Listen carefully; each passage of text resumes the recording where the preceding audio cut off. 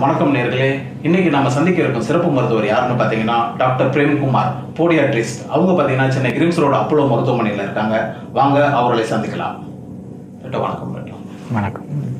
So doctor, இப்போ பார்த்தீங்கன்னா இந்த போடியாட்ரிஸ்ட் அப்படிங்கிறத லாஸ்ட் வீடியோவில் நீங்கள் என்னென்ன இதெல்லாம் கவர் ஆகுது அப்படிங்கிற பற்றி சொன்னீங்க டாக்டர். இன்னைக்கு நம்ம அதில் ஸ்பெஷலாக பார்த்தீங்கன்னா அந்த காலாணி அதை பற்றி பேச போகிறோம் டாக்டர். அந்த காலாணின்னா என்ன, அது எதனால் வருது, அதை பற்றி சொல்லுங்க டாக்டர்.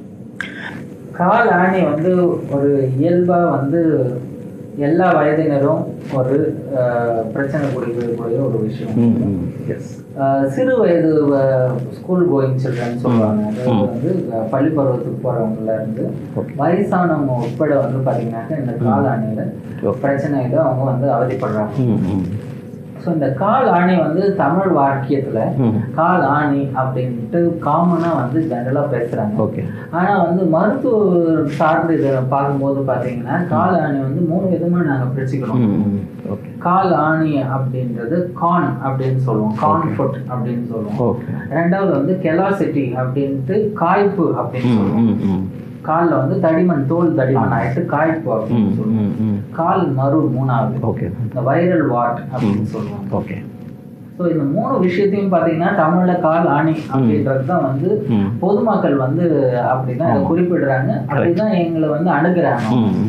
ஸோ நாங்கள் மருத்துவராக பார்த்தீங்கன்னாக்கா இந்த 3த்தையும் வேறுபடுத்தி அது ஒன்னொன்றுத்துக்கும் ஒரு குறிப்பிட்ட விதமான மருத்துவத்தை கொடுக்குறோம். நாங்கள் பொதுவான மாற்று முறை மருத்துவத்திலையும் இல்லை பார்த்தீங்கன்னாக்கா வீட்டு மருத்துவத்திலையும் இது எல்லாத்துக்குமே ஒரு விதமான ட்ரீட்மெண்ட்டு தான் அவங்க பண்ணிக்கிறாங்க.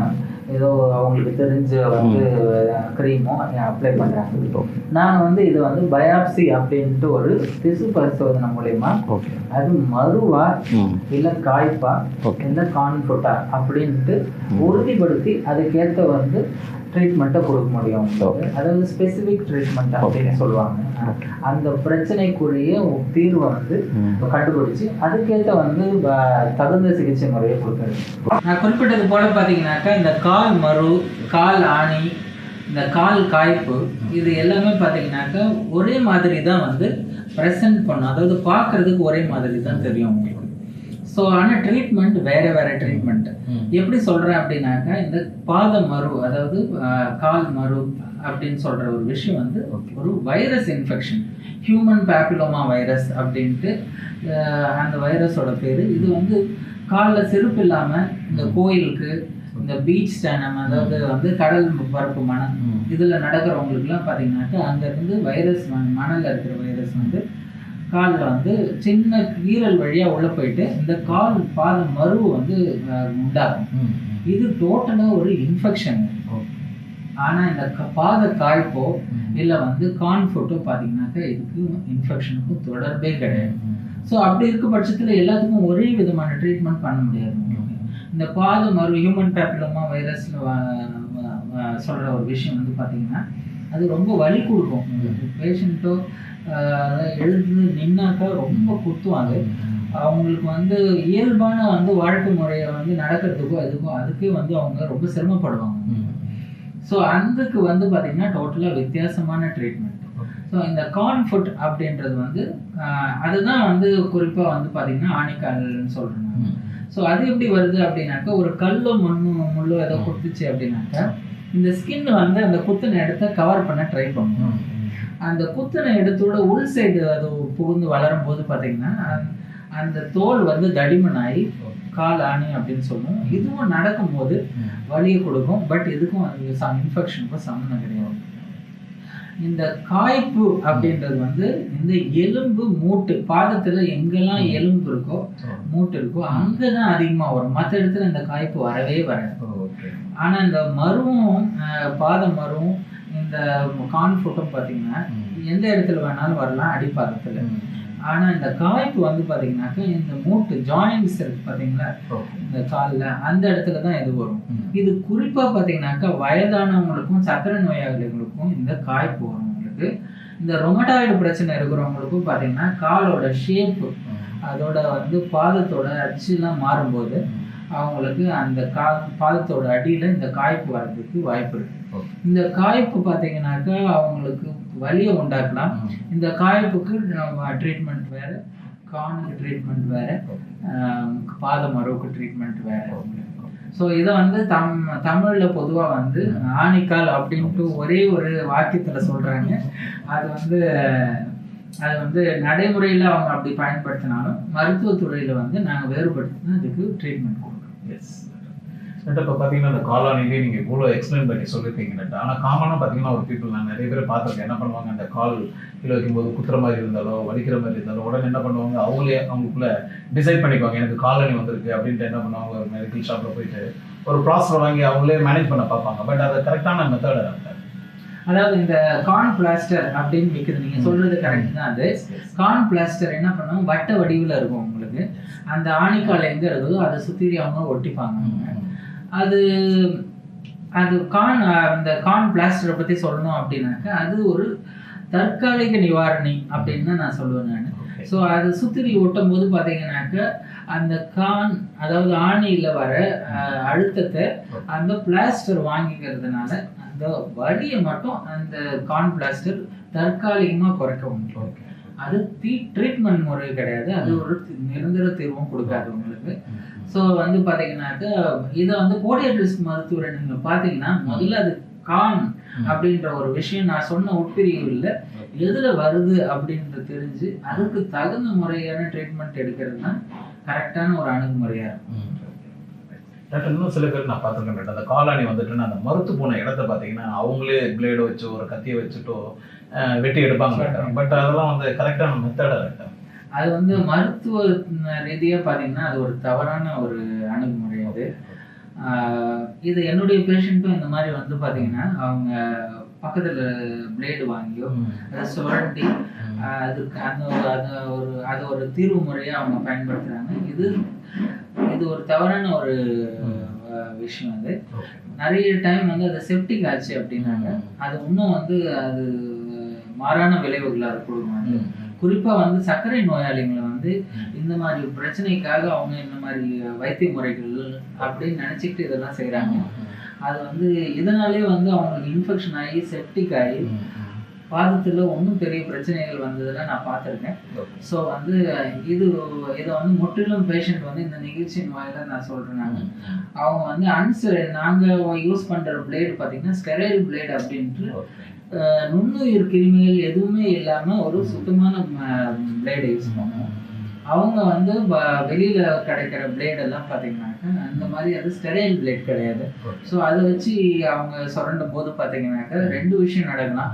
ஒன்று வந்து வலி ஏற்பட்டு ப்ளீடிங் அதிகமாகலாம், ரெண்டாவது இன்ஃபெக்ஷன் ஏற்படலாம். இந்த ரெண்டுமே அவங்க செய்யக்கூடாத ஒரு விஷயம். அவங்க வந்து பாத மருத்துவர் போடியாட்ரிஸ்ட் தான் சந்திக்கணும். Okay sir. டாக்டர், இப்போ பார்த்தீங்கன்னா அந்த காலாணி வந்தவங்க மேபி அவங்களோட ஸ்டேஜ் மேபி கொஞ்சம் அதிகமாக இருக்குன்னு வச்சு அவங்களால நடக்க முடியாமல் கஷ்டப்படுவாங்க. அவங்க என்ன வகையான அந்த காலாணிகள்லாம் யூஸ் பண்ணலாம், அதை பற்றி சொல்லுங்கள். இந்த கால் ஆணி வந்தவங்க பெரும்பாலான மக்கள் வந்து பார்த்தீங்கன்னா எதனால அவங்க வந்து கால் ஆணியோட வலி அதிகமாக ஆகுது அப்படின்னா பேர் ஃபுட் வாக்கிங், பாதத்தில் செருப்பு இல்லாமல் நடக்கும்போது பார்த்தீங்கன்னா இந்த கால் ஆணியோட ப்ரெஷர் வந்து கால் ஆணியில் அதிகமாகி அவங்களுக்கு வந்து பார்த்தீங்கன்னாக்கா வலி அதிகமாகிடும். ஸோ வந்து இதுக்கு ட்ரீட்மெண்ட் பண்ண கூட அதுக்கு தகுந்த வந்து செருப்பு வந்து அதாவது கால் அணிகளை அவங்க உபயோகிச்சது வந்து ரொம்ப ரொம்ப முக்கியம். ஸோ சர்க்கரை நோய் இருக்கிறவங்களுக்கு நாங்கள் வந்து எம்சிபி ஃபுட்வேர் அப்படின்னு சொல்லுவோம். இது பேர் வந்து மைக்ரோ செல்லுலர் பாலிமர் செப்பல், இல்லை எம்சிஆர் அப்படின்னு கூட சொல்லுவாங்க, மைக்ரோ செல்லுலர் ரப்பர். ஸோ இது ரெண்டுமே பார்த்தீங்கன்னாக்க பாதத்தோட அழுத்தத்தை சமமாக பகிர்ந்து கொடுக்கக்கூடிய தன்மை இருக்கிற ஒரு மருத்துவ முறையில் வடிவமைக்கப்பட்ட கால் அணிகள். ஸோ இந்த மாதிரி செப்பல் வந்து கால் ஆணி உள்ளவர்களும் கால் வலி உள்ளவர்களும் இதை வந்து உபயோகிக்கலாம். இந்த எம்சிபி செப்பல் வந்து வீட்டின் உள்ள ஒரு ஜோடி, ஒரு பேர், வீட்டுக்கு வெளியில வந்து ஒரு ஜோடியும் தனித்தனியாக உபயோகிக்கிறது வந்து நல்லது. பொதுவாக பார்த்தீங்கன்னாக்கா எம்சிபி செருப்பு போடுங்க அப்படின்னா பேஷண்ட்டு வீட்டுக்குள்ளே வந்து நம்ம இந்திய கலாச்சார முறைப்படி பார்த்தீங்கன்னாக்கா அவங்க வீட்டுக்குள்ளே போடுறத தவிர்ப்பாங்க. ஆனால் வந்து நாங்கள் இயல்பாகவே பார்த்தீங்கன்னாக்கா இந்த கால் அணி அப்படின்றது என்னை பொறுத்த வரைக்கும் நான் எப்படி சொல்லுவேன் அப்படின்னா கால் கவசம் அப்படின்னு தான் சொல்லுவேன். நம்ம வந்து தலைக்கவசம் மாதிரி செருப்புன்ற ஒரு விஷயம் வந்து இந்த கால் அணின்ற ஒரு விஷயம் வந்து பாத கவசம். அது அதை வந்து நம்ம அந்த காலை வந்து பாதுகாக்கக்கூடிய ஒரு விஷயம். இது கல்லோ முள்ளோ குத்துறதுல இருந்து எல்லாத்துக்குமே வந்து இந்த கால் அணி வந்து ரொம்ப ரொம்ப முக்கியம். ஸோ அதை வந்து கலாச்சார ரீதியாக வீட்டுக்குள்ள நம்ம பயன்படுத்தல. குறைந்தபட்சம் இந்த கால் அணி இருக்கிறவங்க, இந்த கால் வலி இருக்கிறவங்க இந்த மைக்ரோ செல்லுலர் பாலிமர் அப்படின்ற செருப்பை வந்து உபயோகிக்கிறது ரொம்ப ரொம்ப நல்லது. இது வந்து பாத்தீங்கன்னாக்கா உங்களுக்கு இதோட விலை வந்து மருத்துவ ரீதியா வந்து அதிகமா இருக்குமே அப்படின்னு நீங்க நினைச்சீங்கன்னாக்கா அது முற்றிலும் தவறானது. இந்த செருப்பு வந்து பாத்தீங்கன்னாக்கா குறைஞ்ச விலையிலே வந்து உங்களுக்கு மார்க்கெட்ல கிடைக்குது. ஒரு 500 ரூபாய் செலவு பண்ணீங்க அப்படின்னாக்கா ஒரு நல்ல quality micro cellular polymer rubber MCP chappal வந்து பேஷண்டால வாங்கிக்க முடியும். ஸோ அதை யூஸ் பண்ணும்போது பாத வலி வந்து இந்த ஆணினால ரொம்ப குறைவாகும். ஸோ நான் சொன்ன மாதிரி வீட்டுக்குள்ளேயும் வீட்டுக்குள்ளேயும் போடுறது ரொம்ப நல்லது. ஸோ இது இல்லாம பாத்தீங்கன்னா பாதத்தை அச்சு எடுத்து அவங்க பாதத்துக்கு ஏற்ற மாதிரியும் செப்பல் பண்ணி கொடுக்க முடியும். அந்த எந்த இடத்துல வந்து அழுத்தம் ஜாஸ்தியா இருக்கும் அந்த இடத்துல அழுத்தத்தை குறைவாக்கி பண்ணக்கூடிய டெக்னாலஜியும் இப்ப நவீன மருத்துவ முறையில வந்துருச்சு. ஆனா இந்த எம்சிபி செருப்பு வந்து பாத்தீங்கன்னா எல்லா இடத்துலயும் கிடைக்குது. சுகருக்கு வைத்திய முறைகள் கொடுக்குற எல்லா ஆஸ்பத்திரியிலும் குறிப்பா இந்த செருப்பு கிடைக்கும். இப்போ இந்த கால் ஆணி அண்ட் கால் மொரு பற்றி நீங்கள் சொல்லிட்டு இருக்கும்போது இப்போ இது எந்த வயதினருக்கு வரும் டாக்டர்? மேபி என்ன வயது? மேபி குழந்தைங்களுக்கும் வரதுக்கு சான்சஸ் இருக்கா, இல்லை ஒன்லி பெரியவங்களுக்கு மட்டும் வரதுக்கு சான்சஸ் இருக்கா? அதை பற்றி சொல்லுங்கள். கான் ஃபுட்டும் பாதம் மொருவும் எந்த வயதினர் வேணாலும் வரலாம். ஸோ காய்ப்பு வந்து பார்த்தீங்கன்னா அதிகப்படியாக வந்து வயதானவங்களுக்கும் ரொமட்டாய்டு பிரச்சனைகளுக்கும் இல்லை காலில் ஆக்சிடென்ட் அந்த மாதிரி வந்து ஏற்கனவே வந்து ஏதாவது அடிபட்டு காலோட அமைப்பு மாறிடுச்சுனாக்கா அந்த பேஷண்ட்டுக்கும் அது வரலாம். ஸோ அந்தந்த பேஷண்ட்டு மற்ற 2 பிரச்சனையும் பார்த்தீங்கன்னா எந்த வயதினருக்கு வேணாலும் வரலாம். ஓகே, இந்த காய்ப்பு பார்த்தீங்கன்னா எந்த இடத்துல எலும்போட அழுத்தம் ஜாஸ்தியாக இருக்கோ அந்த இடத்துல தான் வந்து குறிப்பாக அதிகமாக இருக்கும். ஸோ வந்து செருப்போட அதாவது கால் அணியோட வடிவத்தை நம்ம மாற்றி கொடுக்கும்போது அந்த அழுத்தம் வந்து ஈக்குவலாக டிஸ்ட்ரிபியூட் ஆகிட்டு இந்த காய்ப்பு அப்படின்றதெல்லாம் குறையிறதுக்கு வாய்ப்பு ஜாஸ்தி. நீங்கள் கால் ஆணி அண்ட் கால் மொரு இதுக்கு வந்து நிறைய கொடுத்துருப்பீங்க, உங்களோட ஃபீட்பேக்லாம் நிறைய கொடுத்துருப்பீங்க. இருந்தாலும் ஒரு எங்களோட நேயர்களுக்காக இது ரிலேட்டடாக ஒரு 5 பாயிண்ட் டிப்ஸாக கொடுங்களேன் டாக்டர். இந்த பாத மறு வந்து பார்த்தீங்கன்னா இந்த பேர் ஃபுட் வாக்கிங் அப்படின்னு சொல்லுவாங்க. அதை வந்து அவாய்ட் பண்ணாலே பார்த்தீங்கன்னா அவங்க நிறைய சமயம் வந்து இந்த கால் ஆணி போன்ற பிரச்சனைகளை தவிர்க்கலாம். இந்த மறு வந்து பார்த்தீங்கன்னா பேர் ஃபுட் வாக்கிங்லாம் அதிகப்படியாக வந்து வருது. So sharing of common footwear, இந்த ஹாஸ்லைட்டில் இருப்பாங்க அவங்க ஒருத்தவங்க செப்பல் மாற்றி போடுவாங்க. இந்த மாதிரி பீச்சு இந்த மாதிரி கோயில்கள் இதெல்லாம் வந்து பார்த்தீங்கன்னா வெறும் காலில் போவாங்க. கோயிலில் வெறும் காலில் போடுறது ஒரு பழக்க வழக்கத்தில் இருக்கிறதுனால கூட அவங்க போயிட்டு வந்தோடனே காலை நல்லா சொல்லி போட்டு கழுவிக்கலாங்க.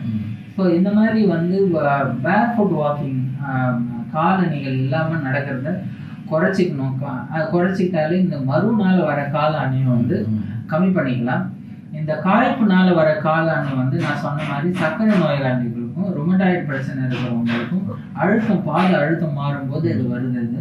ஸோ அவங்க இயல்பாகவே வந்து சர்க்கரை நோய் உள்ளவர்கள் இந்த காய்ப்பு வர்றதுக்கு எதிர்காலத்தில் வாய்ப்பு இருக்கு என்பதை கருதி அவங்க சர்க்கரை நோய் தொடக்கத்துல இருந்தே பார்த்தீங்கன்னாக்கா அந்த சர்க்கரை அளவை கண்ட்ரோல் பண்ணாங்கனாக்கா அவங்க காலில் எந்த பிரச்சனையும் வராத அளவுக்கு அவங்க பார்த்துக்கலாம். அன்கண்ட்ரோல்டு சுகர், அதாவது வந்து கட்டுப்பாடற்ற சர்க்கரை இருக்கும்போது பார்த்தீங்கன்னா எளிதில் கால் நரம்புகள் பாதிச்சு இந்த காய்ப்பு வந்து ரொம்ப சீக்கிரத்திலே அவங்களுக்கு வந்து அது புண்ணா மாறுறதுக்கும் வாய்ப்பு இருக்கு. ஸோ இந்த காய்ப்பை அவாய்ட் பண்ணோம், கெலாசிட்டி அவாய்ட் பண்ணோம் அப்படின்னாக்கா இப்போ சுகர் பேஷண்ட்டாக இருக்கிறவங்க இந்த நிலையிலே அவங்க வந்து சுகரை கண்ட்ரோல் பண்ணாத பின்னாடி பாத பிரச்சனைகள் காய்ப்பு சம்பந்தமான புண்கள் இது எல்லாத்தையுமே அவங்க வந்து தடுத்துடலாம், முற்றிலும் தவிர்த்துடலாம். ஸோ சுகர் கண்ட்ரோல் அவங்களுக்கு. இந்த இந்த கான் ஃபுட் அப்படின்றவங்களும் பார்த்தீங்கன்னா பாதத்தில் செப்பல் ஒழுங்காக போட்டாலே போதும். அவங்களுக்கு இல் ஃபிட்டிங் ஃபுட் வரத்த, அதாவது தரமற்ற இல்லை வந்து தகுதியற்ற அவங்க ஒவ்வொரு காலும் வந்து பார்த்தீங்கன்னா நம்ம தலைக்கவசம் போடுறோம்னு வச்சிங்கன்னா நம்ம தலைக்கு வந்து ஃபிட் ஆகிற மாதிரி தலைக்கவசம் தான் நம்ம போடுவோம். நம்ம குட்டி சின்ன தலை இருக்கிறவங்களுக்கு பெரிய தலைக்கவசமோ இல்லை வந்து பெரிய தலை இருக்கிறவங்களுக்கு சின்ன தலைக்கவசமோ நம்ம அணிய முடியாது. அது மாதிரி தான் கால் அணிகளும். அவங்க இஷ்டத்துக்கு கால் அணிகளை கூர்மையாகவும் அழுத்தமாகவும் இறுக்கமாகவும் அப்படி போடுறது முற்றிலும் தவறான ஒரு விஷயம். அதை ஃபேஷன்ட்டு ஹை ஹீல் போடுறாங்க. அதாவது வந்து ஹீலை வந்து லேடிஸ்லாம் வந்து ரொம்ப உயர்த்தி போடுறாங்க. ஸோ இதெல்லாம் கால் வந்து பார்த்தீங்கன்னாக்க இயற்கையோட ஒரு பிரம்மாண்டமான படைப்பு மனிதனுக்கு. காலோட டைனாமிக்ஸ் பார்த்தீங்க அப்படின்னாக்கா அது வந்து என்னென்ன ரோல் பண்ணுதுனாக்கா உங்களுடைய வெயிட்டை தாங்குது. ரெண்டாவது உங்களை வந்து நடக்க வைக்குது. ஒரு இடத்துல இருந்து இன்னொரு இடத்துக்கு வந்து நடக்க வைக்குது. வெயிட்டை பேலன்ஸ் பண்ணுது. உங்களுக்கு பேலன்ஸ் வந்து நீங்கள் விழாமல் வந்து பார்த்தீங்கன்னாக்கா பேலன்ஸ் பண்ணுது. இவ்வளோ முக்கியமான விஷயங்கள் வந்து உங்களுக்கு தெரியாமலே உங்களுடைய நரம்பு மண்டலத்தோட இணைஞ்சு அது வந்து செயல்படுது. ஒவ்வொரு கட்டளைக்கும் வந்து பார்த்தீங்கன்னாக்கா நரம்பு மண்டலத்தோட கட்டளைக்கு கால் வந்து டிசைன் ஆகி உங்களை பேலன்ஸில் நிற்கிறதுக்கும் உங்கள் வெயிட்டை தாங்கிறதுக்கும் உங்களை ஒரு இடத்துல இருந்து இன்னொரு இடத்துக்கும் நகர வைக்கிறதுக்கும் ஏற்ற மாதிரி 26 போன், அதாவது எலும்புகள் வந்து சேர்ந்து அந்த ஒரு டைனமிக்ஸை உருவாக்கியிருக்கு பாதம். அது ஒரு ஸ்பெஷல் ஆர்கன். ஹார்ட் எப்படி ஒரு மனுஷனுக்கு ஒரு ஸ்பெஷல் ஆர்கனோ, பிரெயின் எப்படி ஒரு மனுஷனுக்கு ஸ்பெஷல் ஆர்கனோ, அதே மாதிரி காலம் வந்து ஒரு ஸ்பெஷல் ஆர்கன். அது வந்து பலதரப்பட்ட ஒரு வடிவமைப்புல இயற்கை வந்து நம்மளுக்கு ஏதோ ஒரு ஸ்பெஷலான ஒரு ஆர்கனை வந்து அமைச்சுக்குது. அதை நம்ம இஷ்டத்துக்கு பார்த்தீங்கன்னாக்க நம்ம காலை ஹை ஹீல் போட்டு அதை ரேஸ் பண்ணிக்கிறது, இல்லை வந்து கூர்மையா போட்டுக்கிறது, ஃபேஷன்ல செப்பல் போட்டு இந்த பாதத்துக்கு எது வந்து உகந்த மாதிரி கவர் பண்ண மாதிரி பாதத்துக்கு வந்து ஒரு பாதுகாப்பு கொடுக்குற மாதிரி ஒரு செருப்பை செலக்ட் பண்ணி போடணுமே தவிர நம்ம வந்து அதை ஒரு ஃபேஷன் பொருளாக வந்து பார்க்கக்கூடாது. ஸோ டாக்டர் இவ்வளோ நேரம் பார்த்தீங்கன்னா உங்களோட விஷயான செல்லுலையும் எங்களுக்கு நேரம் ஒதுக்கி கொடுத்து செகண்ட் வீடியோவாக கால் ஆணி அண்ட் கால் முறை பற்றி ரொம்ப அழகாக எடுத்துக்கொண்டீங்க. எங்களோட நேயர்களுக்கு ரொம்ப அது பிடிச்சிருக்கும்னு நினைக்கிறேன். ரொம்ப நன்றி டாக்டர்.